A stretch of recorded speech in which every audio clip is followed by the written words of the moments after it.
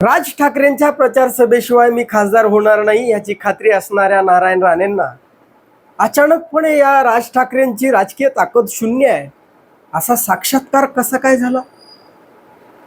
त्यांना अचानकपणे राज ठाकरेंच्या विरोधात बोलण्यास कंठ काय फुटलाय? का उद्धव ठाकरे आणि राज ठाकरे यांच्या युतीच्या ज्या नुसत्या चर्चा चालू आहेत त्या चर्चामुळेच त्यांना मुंबई महानगरपालिका हातची जाते असं भय वाटतंय का? का राज ठाकरे आणि देवेंद्र फडणवीस भाजपा यामध्ये अंतर वाढत गेलंय का?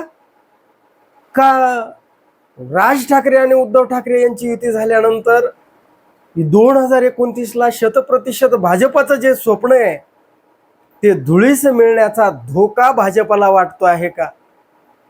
याविषयी आपलं काय मत आहे? कमेंट करून जरूर सांगा.